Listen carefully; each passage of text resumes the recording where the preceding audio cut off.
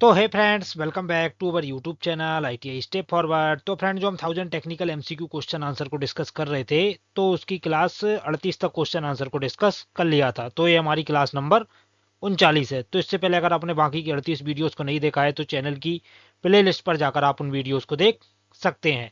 और फ्रेंड्स, ये क्वेश्चन आपके इसरो, DRDO और NPCIL का भी जो रावत वाटा का एग्जाम होने वाला है, तो सभी प्रकार के एग्जाम के लिए बहुत ही ज़्यादा हेल्पफुल होने वाले क्वेश्चन है। तो आपसे रिक्वेस्ट है, अगर आपको वीडियो पसंद आता है तो वीडियो को लाइक करके चैनल को सब्सक्राइब पक्का से कर लें।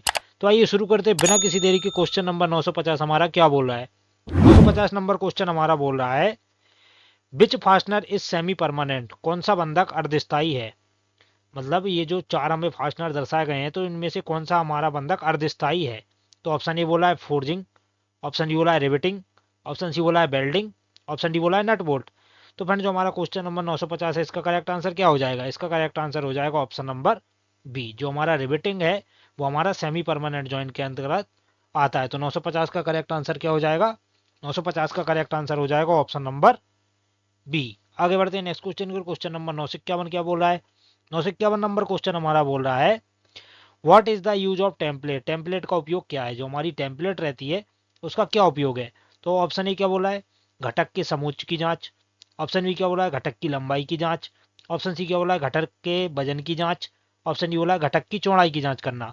तो फ्रेंड, जो हमारा क्वेश्चन नंबर 951 है, इसका करेक्ट आंसर क्या हो जाएगा? इसका करेक्ट आंसर हो जाएगा option number A, checking the contour of component. घटक के समोच्च की जांच की जाती है। तो जो हमारा टेम्पलेट रहता है उसका उपयोग क्या है? घटक के समोच्च की जांच करना। आगे बढ़ते हैं नेक्स्ट क्वेश्चन की। क्वेश्चन नंबर 952 हमारा क्या बोल रहा है? 952 नंबर क्वेश्चन हमारा बोल रहा है, which of the following can do drilling and counter sinking at one time? निम्नलिखित में से क्या एक समय पर ड्रिलिंग एवं काउंटर सिंकिंग कर सकता है? मतलब कौन सा हमारा ऐसा टूल है जो एक समय में ड्रिलिंग व काउंटर सिंकिंग कर सकता है? तो ऑप्शन ए बोला है सेंटर ड्रिल, ऑप्शन बी बोला है counter bore drill, option C बोला है oil hole drill, option D बोला है स्पाइरल ड्रिल। तो फ्रेंड्स, हमारा क्वेश्चन नंबर 952 है, इसका करेक्ट आंसर क्या हो जाएगा? इसका करेक्ट आंसर हो जाएगा ऑप्शन नंबर ए। जो हमारा सेंटर ड्रिल रहता है वो हमें हमारा एक समय में ड्रिलिंग व काउंटर सिंकिंग दोनों प्रकार के ऑपरेशन कर सकता है। तो 952 का करेक्ट आंसर हो जाएगा ऑप्शन नंबर ए। आगे बढ़ते हैं नेक्स्ट क्वेश्चन को। क्वेश्चन नंबर 953 क्या बोल रहा है? 953 नंबर क्वेश्चन हमारा बोल रहा है, deep hole drilling machines are widely used for making. Deep hole drill machine ज़्यादातर खाली स्थान बनाने के काम में आती हैं। जो हमारी डीप होल ड्रिलिंग मशीन रहती हैं, तो वो ज़्यादातर किस ऑपरेशन के लिए या क्या बनाने के लिए काम में लाई जाती हैं? तो ऑप्शन ए बोला है रेलवे लाइन, ऑप्शन बी बोला है आयरन पिलर, ऑप्शन सी बोला है mould and die, option D बोला है हैवी मशीन। तो फ्रेंड, जो हमारा क्वेश्चन नंबर 953 है, इसका करेक्ट आंसर क्या हो जाएगा? इसका करेक्ट आंसर हो जाएगा ऑप्शन नंबर सी। जो हमारी डीप होल ड्रिलिंग मशीन रहती हैं वो हमारी ज़्यादातर मोल्ड और डाई का साइज बनाने के काम में आती हैं। तो 953 का करेक्ट आंसर हो जाएगा ऑप्शन नंबर सी। आगे बढ़ते हैं नेक्स्ट क्वेश्चन के। क्वेश्चन नंबर 954 क्या बोल रहा है? 954 नंबर क्वेश्चन हमारा बोल रहा है, turret lathe is also known as. Turret lathe को खाली स्थान भी कहा जाता है। जो हमारी टरेट लेथ रहती है उसको क्या कहा जाता है? तो ऑप्शन ए बोल रहा है spindle type lathe, option B बोला है saddle type lathe, option C बोला है carriage type lathe, option D बोला है रैम टाइप लेथ। तो फ्रेंड, जो हमारी टरेट लेथ रहती है उसको किस नाम से जाना जाता है? तो जो हमारा क्वेश्चन नंबर 954 है, इसका करेक्ट आंसर हो जाएगा option number B, saddle type lathe. तो जो हमारी टरेट लेथ रहती है उसको हम सैडल टाइप लेथ के नाम से भी जानते हैं। आगे बढ़ते हैं नेक्स्ट क्वेश्चन को। क्वेश्चन नंबर 955 क्या बोल रहा है? 955 नंबर क्वेश्चन हमारा बोल रहा है, inspection and overhauling are the parts of fill in the blank maintenance. निरीक्षण एवं मरम्मत खाली स्थान रखरखाव के भाग हैं। जो हमारा इंस्पेक्शन एंड ओवरहॉलिंग रहता है, तो वो हमारे किस रखरखाव के भाग के अंतर्गत आता है? तो ऑप्शन ए बोला है रूटीन, ऑप्शन डी बोला है एस्टिमेटेड, ऑप्शन सी बोला है प्रिवेंटिव, ऑप्शन डी बोला है इंसिडेंटल। तो फ्रेंड, जो हमारा क्वेश्चन नंबर 955 है, इसका करेक्ट आंसर हो जाएगा ऑप्शन नंबर सी, प्रीवेंटिव। तो 955 का करेक्ट आंसर हो जाएगा ऑप्शन नंबर सी। जो हमारे इंस्पेक्शन और ओवरहॉलिंग रहते हैं तो वो हमारे प्रीवेंटिव मेंटेनेंस के अंतर्गत आते हैं। आगे बढ़ते हैं नेक्स्ट क्वेश्चन को। क्वेश्चन नंबर 956 क्या बोल रहा है? 956 नंबर क्वेश्चन हमारा बोल रहा है, tapered wheels are used for the grinding of. Taper चक्र खाली स्थान की ग्राइंडिंग करने हेतु प्रयोग में लाए जाते हैं। जो हमारे टेपर चक्र रहते हैं, टेपर व्हील, वो किसकी ग्राइंडिंग करने के लिए प्रयोग में लाए जाते हैं? तो ऑप्शन ए बोला है सिलेंड्रिकल व्हील, ऑप्शन बी बोला है मिलिंग कटर, ऑप्शन सी बोला है कटिंग टिप्स, ऑप्शन डी बोला है गियर टीथ। तो फ्रेंड, जो हमारा क्वेश्चन नंबर 956 है, इसका करेक्ट आंसर क्या हो जाएगा? इसका करेक्ट आंसर हो जाएगा ऑप्शन नंबर डी, जो टेपर चक व्हील हमारे रहते हैं तो वो किसकी ग्राइंडिंग करने के लिए प्रयोग में लाए जाते हैं, तो गियर के दांत की ग्राइंडिंग करने के लिए प्रयोग में लाए जाते हैं। तो 956 का करेक्ट आंसर हो जाएगा option number C, sorry option number D, gear teeth. आगे बढ़ते हैं नेक्स्ट क्वेश्चन की। क्वेश्चन नंबर 957 क्या बोल रहा है, 957 नंबर क्वेश्चन हमारा बोल रहा है which one of the following is not mentioned marked on the plug gauge. Plug gauge पर निम्न में से क्या अंकित नहीं होता है, जो हमारा प्लग गेज रहता है तो उस पर क्या अंकित नहीं होता है। तो ऑप्शन ए बोला है नॉमिनल साइज, ऑप्शन बी बोला है क्लास ऑफ टॉलरेंस, टॉलरेंस श्रेणी, ऑप्शन सी बोला है मैन्युफैक्चर नेम और ट्रेडमार्क, निर्माता का नाम या ट्रेडमार्क, ऑप्शन डी बोला है material of the gauge, gauge का पदार्थ। तो फ्रेंड जो हमारा क्वेश्चन नंबर 957 है इसका करेक्ट आंसर क्या हो जाएगा, इसका करेक्ट आंसर हो जाएगा ऑप्शन नंबर डी। जो हमारा प्लग गेज रहता है तो उस पर क्या अंकित नहीं होता है, तो उस पर material of the gauge, gauge का पदार्थ अंकित नहीं होता है। तो 957 का करेक्ट आंसर हो जाएगा ऑप्शन नंबर डी। आगे बढ़ते हैं नेक्स्ट क्वेश्चन की ओर। क्वेश्चन नंबर 958 क्या बोल रहा है, 958 नंबर क्वेश्चन हमारा बोल रहा है रा value of surface roughness means, सतह के खुरदुरेपन से संबंधित आर रा का मूल अर्थ है। जो हमारा सरफेस रफनेस में आर मान वगैरह रहते हैं तो उसमें आर का मतलब क्या है। तो ऑप्शन ए बोला है रूट सम स्क्वायर, रूट जोड़ मूल, ऑप्शन बी क्या बोला है centre line average, option C क्या बोला है मैक्सिमम वैली डेप्थ, अधिकतम घाटी गहराई, ऑप्शन डी क्या बोला है मैक्सिमम क्रेस्ट हाइट, अधिकतम शिखर चौड़ाई। तो जो हमारा क्वेश्चन नंबर 958 है इसका करेक्ट आंसर क्या हो जाएगा, इसका करेक्ट आंसर हो जाएगा option number B, centre line average. तो जो हमारी रा वैल्यू रहती है सतह के खुरदुरेपन से संबंधित, तो वो रा वैल्यू का क्या अर्थ है, सेंटर लाइन एवरेज मतलब मध्य रेखा औसत से संबंधित है। आगे बढ़ते हैं नेक्स्ट क्वेश्चन को। क्वेश्चन नंबर 959 क्या बोल रहा है, 959 नंबर क्वेश्चन हमारा बोल रहा है the cooling rate for carbon steel is in the range of, carbon इस्पात के शीतलन की दर के किस सीमा में होता है। जो हमारा कार्बन इस्पात रहता है कार्बन स्टील, तो उसकी जो शीतलन दर की सीमा रहती है वो किस में रहती है। तो ऑप्शन ए बोला है 100 डिग्री से 150 डिग्री सेंटीग्रेड, ऑप्शन बी बोला है 200 डिग्री सेंटीग्रेड से 300 डिग्री सेंटीग्रेड, ऑप्शन सी बोला है 350 डिग्री सेंटीग्रेड से 400 डिग्री सेंटीग्रेड, ऑप्शन डी बोला है 450 डिग्री सेंटीग्रेड से 550 डिग्री सेंटीग्रेड। तो जो हमारा क्वेश्चन नंबर 959 है इसका करेक्ट आंसर क्या हो जाएगा, इसका करेक्ट आंसर हो जाएगा ऑप्शन नंबर ए। जो हमारा कार्बन इस्पात रहता है तो उसके शीतलन की दर कितनी सीमा तक रहती है, वो रहती है हमारी 100 डिग्री सेंटीग्रेड से 150 डिग्री सेंटीग्रेड तक होती है। तो 959 का करेक्ट आंसर हो जाएगा ऑप्शन नंबर ए। आगे बढ़ते हैं नेक्स्ट क्वेश्चन को। क्वेश्चन नंबर 960 क्या बोल रहा है, 960 नंबर क्वेश्चन हमारा बोल रहा है which of the following is not used in the manufacturing of bearing, bearing के निर्माण में निम्नलिखित में से किस सामग्री का प्रयोग नहीं किया जाता है। जो हमारे बियरिंग वगैरह रहते हैं तो उसके निर्माण के लिए हम किस सामग्री का यूज नहीं करते हैं। तो ऑप्शन ए बोला है बेबिट मेटल, ऑप्शन बी बोला है tin and lead bronze, option C बोला है माइल्ड स्टील, ऑप्शन डी बोला है एल्यूमिनियम एलॉय। तो फ्रेंड जो हमारा क्वेश्चन नंबर 960 है इसका करेक्ट आंसर क्या हो जाएगा, इसका करेक्ट आंसर हो जाएगा ऑप्शन नंबर सी। जो हमारा बियरिंग रहता है तो उसके निर्माण के लिए किस सामग्री का यूज नहीं किया जाता है, तो बियरिंग निर्माण के लिए माइल्ड स्टील का यूज नहीं किया जाता है। तो 960 का करेक्ट आंसर हो जाएगा ऑप्शन नंबर सी। आगे बढ़ते हैं नेक्स्ट क्वेश्चन को। क्वेश्चन नंबर 961 क्या बोल रहा है, 961 नंबर क्वेश्चन हमारा बोल रहा है the contact angle of a particle general with the bearing is, bearing सहित किसी पार्शियल जनरल का संपर्क कोण होता है। तो फ्रेंड्स जो हमारे बियरिंग रहते हैं तो आपने देखा होगा उसमें हमारे बियरिंग के प्रकार रहते हैं। तो बियरिंग में जो हमारे भार के अनुसार बियरिंग रहते हैं जिसमें आता है हमारा जनरल बियरिंग। तो जनरल बियरिंग में हमारे दो प्रकार के बियरिंग रहते हैं, एक रहता है हमारा फुल जनरल बियरिंग, एक रहता है हमारा पार्शियल जनरल बियरिंग। तो उसमें जो हमारा फुल जनरल बियरिंग रहता है उसका एंगल कितना रखा जाता है, उसका एंगल रखा जाता है 360 डिग्री। उसी प्रकार उसका दूसरा टाइप क्या रहता है पार्शियल जनरल बियरिंग। तो जो पार्शियल जनरल बियरिंग रखा रहता है तो उसका कोण कितना होता है, तो पार्शियल जनरल बियरिंग का हमसे कोण पूछा गया है। तो ऑप्शन ए क्या बोला है 90 डिग्री, ऑप्शन डी बोला 105 डिग्री, ऑप्शन सी बोला 120 डिग्री, ऑप्शन डी बोला 135 डिग्री। तो जो हमारा क्वेश्चन नंबर 961 है इसका करेक्ट आंसर हो जाएगा ऑप्शन नंबर सी। तो बियरिंग सहित किसी पार्शियल जनरल का संपर्क कोण कितना रखा जाता है, तो वो रखा जाता है हमारा 120 डिग्री। तो 961 का करेक्ट आंसर हो जाएगा ऑप्शन नंबर सी। आगे बढ़ते हैं नेक्स्ट क्वेश्चन को। क्वेश्चन नंबर 962 क्या बोल रहा है, 962 नंबर क्वेश्चन हमारा बोल रहा है tolerance on jig should be, jig पर टॉलरेंस होनी चाहिए। जो हमारा जिग रहता है तो उस पर टॉलरेंस कितनी होनी चाहिए। तो ऑप्शन ए क्या बोल रहा है जॉब की टॉलरेंस का 5%, ऑप्शन बी क्या बोल रहा है जॉब की टॉलरेंस का 10%, ऑप्शन सी क्या बोल रहा है जॉब की टॉलरेंस का 20 से 50%, ऑप्शन डी बोला है जॉब की टॉलरेंस का 100%। तो फ्रेंड जो हमारा क्वेश्चन नंबर 962 है इसका करेक्ट आंसर क्या हो जाएगा, इसका करेक्ट आंसर हो जाएगा ऑप्शन नंबर सी। जो जिग पर टॉलरेंस होती है वो हमारी जॉब की टॉलरेंस का 20 से 50% होती है। तो 962 का करेक्ट आंसर हो जाएगा ऑप्शन नंबर सी। आगे बढ़ते हैं नेक्स्ट क्वेश्चन को। क्वेश्चन नंबर 963 क्या बोल रहा है? 963 नंबर क्वेश्चन हमारा बोल रहा है normalising is done to. Normalising खाली स्थान हेतु प्रयोग की जाती है। जो हमारी नॉर्मलाइजिंग प्रोसेस रहती है तो वो किस लिए की जाती है? तो ऑप्शन ए क्या बोला है? रिफाइन ग्रेन स्ट्रक्चर, ग्रेन संरचना को परिष्कृत करना। ऑप्शन बी क्या बोला? इंक्रीज बियर रेजिस्टेंस, घिसाव प्रतिरोध बढ़ाने। ऑप्शन सी क्या बोला? डिक्रीज बियर रेजिस्टेंस, घिसाव प्रतिरोध घटाने। ऑप्शन डी बोल रहा है इंड्यूस डक्टिलिटी, तन्यता प्रेरित करने। तो जो हमारा क्वेश्चन नंबर 963 है इसका करेक्ट आंसर क्या हो जाएगा? इसका करेक्ट आंसर हो जाएगा option number A, refine grain structure. Grain संरचना को परिष्कृत करना ही हमारे नॉर्मलाइजिंग का उद्देश्य होता है। तो 963 का करेक्ट आंसर हो जाएगा ऑप्शन नंबर ए। आगे बढ़ते हैं नेक्स्ट क्वेश्चन को। क्वेश्चन नंबर 964 क्या बोल रहा है?